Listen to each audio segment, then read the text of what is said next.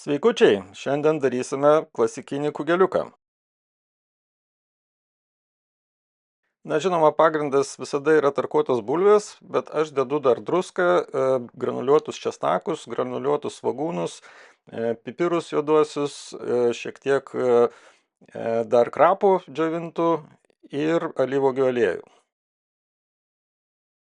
Bulvių tarkį reikėtų ruošti jau tada, kai yra kepsninė įkaitusi, nes bulvės bestovėdamas jos patamsėjo. Tai jeigu norit, kad būtų gražesnis, tai tiesiog jau prieš pat dedant į kamado, ta prasme visą tai darykit. Aš dedu sausus ingredientus, tai yra druską, krapus, svogūnus, česnakus, viską gerai išmaišant. Tokiu atveju pasiskirsto geriau druska ištirpsta ir sudrėksta sausos džiovintos prieskoninės daržovės. Ir tik tada dedu alyvuogių aliejų, nes jeigu alyvuogių aliejų įdėsime iš karto, tai tada druska netirpsta ir sunkiau sudrėksta tos prieskoninės žolelės.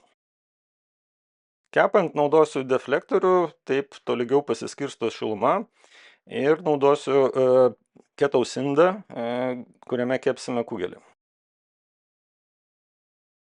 Kuriam kepsninę ir laukiam, kol jie įkais iki 175 laipsnių. Kai jau kamadas baiginėja įkaisti, pasiruošiam bulvių tarkį, sudedam prieskonius ir tada jau dedam į indą, kurį geriausia būtų dar patepti aliejum. Tolygiai išlyginam ir dėsim ant ugnies.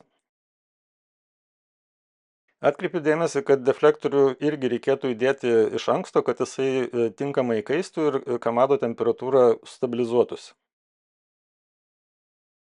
Na, kai jau viskas stabilizavosi, dedam indą su visu turiniu ir nepamirštam jo laiks nuo laiko apsukti, tam, kad kepimas būtų tolygesnis. Ir kepant žiūrim, kad temperatūra neužkiltų per aukštai, nes kitaip prisvils apačia, bet jinai turėtų būti apie 175 laipsnius, man toks rezultatas yra geriausias.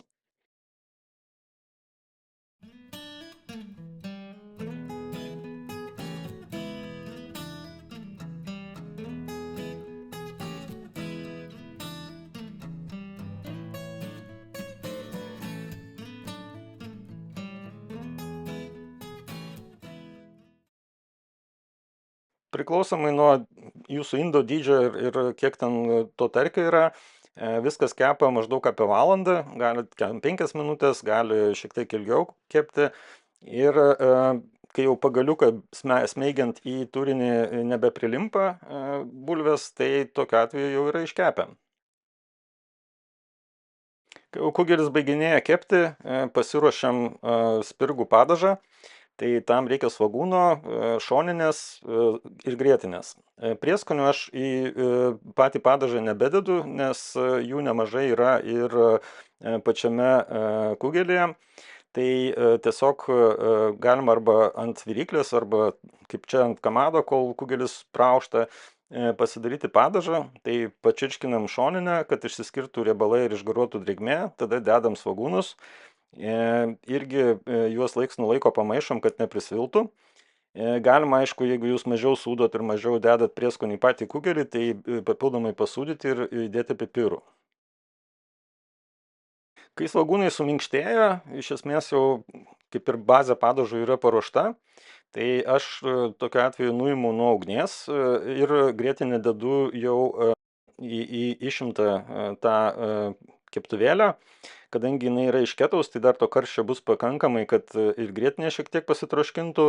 Bet jeigu paliksit ant ugnies, tai tiesiog grietinė jinai išsiskirs ir nebus geros konsistencijos padažas. Tai geriau tą daryti jau, kai pradeda vėsti.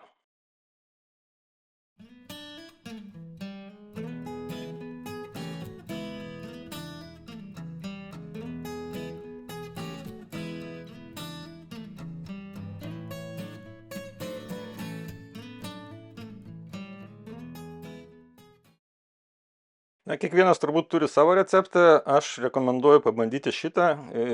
Esminis turbūt skirtumas, kad dedu granuliuotus česnakus ir granuliuotus svogūnus, taip pat pipirus, man toks receptas yra skaniausias. Labai tinkamas patiekalas šaltam rudeniniam orui. Skanaus ir iki kito karto.